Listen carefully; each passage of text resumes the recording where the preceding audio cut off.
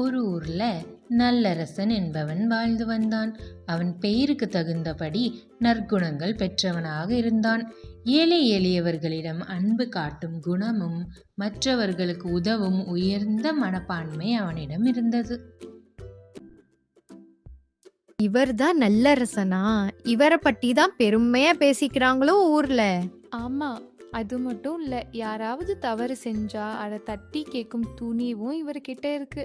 அதனால இந்த ஊர் மக்கள் நல்லரசன் மேல மிகுந்த நம்பிக்கை வைத்திருக்காங்க. இந்த ஊர்ல வசதியா வாழ்ந்து வந்த சிலர் நல்லரசன் செல்வாக்கு கண்டு அவர் மீது பொறாமைப்பட்டாங்க. இவங்க தான் தங்கவேலுவும் பாக்யராஜும். இந்த கிராமத்திலேயே பெரிய பணக்காரவங்க. என்னதான் நம்ம கிராமத்திலே பெரிய செல்வந்தரா இருந்தாலும் மக்கள் அந்த நல்லரசனுக்கு தான் மரியாதையும் முதலிடமும் கொடுக்கறாங்க. ஆமாப்பா, கோயில் திருவிழாவா இருந்தாலும் வேற எந்த பொது செயலா இருந்தாலும் நல்லரசனுக்கே எல்லாரும் முதல் மரியாதை கொடுக்கறாங்க. நம்ம இதை இப்படியே சும்மா விடக்கூடாது, ஏதாவது பண்ணி நல்லரசனை அவமானப்படுத்தணும். துடியா துடிச்சாங்க ரெண்டு பேரும். எப்படியாவது நல்லரசனை பழி வாங்கணும்னு கங்கணம் கெட்டினாங்க. இப்படியே சில நாளும் கடந்துருச்சு.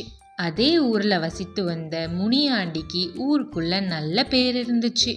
பாக்யராஜும் தங்கவேலும் முனியாண்டிய அழைச்சு பேசினாங்க.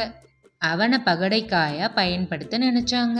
முனியாண்டி, நீ எங்களுக்கு ஒரு செயல் செஞ்சு கொடுக்கணும்.